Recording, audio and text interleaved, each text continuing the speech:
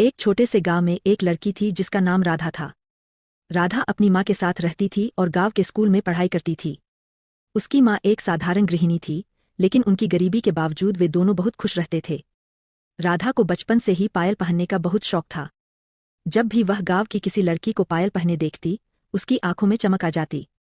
लेकिन उनकी आर्थिक स्थिति ऐसी नहीं थी कि उसकी माँ उसे पायल खरीद कर दे सके। एक दिन गांव में मेला लगा। राधा की माँ ने उसे मेले में जाने की इजाजत दी।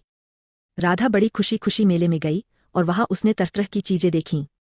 अचानक उसकी नज़र एक दुकान पर पड़ी जहां सुंदर सुंदर पायलें टंगी हुई थीं। राधा ने सोचा, काश मेरे पास भी ऐसी पायल होती। वह दुकान के पास खड़ी होकर पायलें देखने लगी। दुकानदार ने उसकी आंखों में चमक देखी और पूछा, क्या तुम्हें ये पायलें पसंद आईं? राधा ने हाँ में सिर हिला दिया, लेकिन उसने यह भी कहा, मेरे पास इन्हें खरीदने के लिए पैसे नहीं है। दुकानदार ने उसकी मासूमियत देखी और मुस्कुराते हुए बोला, तुम्हारी माँ क्या करती है? राधा ने जवाब दिया, वो घर का काम करती है और दूसरों के घरों में भी काम करती है। दुकानदार को राधा की स्थिति का एहसास हुआ।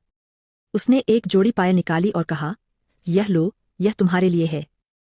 राधा ने आश्चर्यचकित होकर कहा, लेकिन मेरे पास पैसे नहीं है।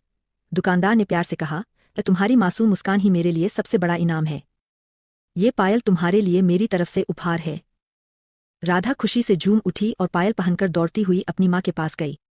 उसकी माँ ने देखा तो आंखों में आंसू आ गए, लेकिन वह खुश थी कि उसकी बेटी की एक छोटी सी ख्वाहिश पूरी हो गई थी। उस दिन से राधा और उसकी माँ के जीवन में खुशियों का एक नया अध्याय शुरू हुआ। पायल की छनछनाहट उनके जीवन में मिठास भर गई।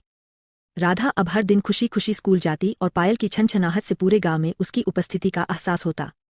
यही छोटी सी पायल राधा के लिए जीवन की सबसे बड़ी खुशी बन गई और उसने सीखा कि सच्ची खुशी छोटी छोटी चीजों में ही छिपी होती है।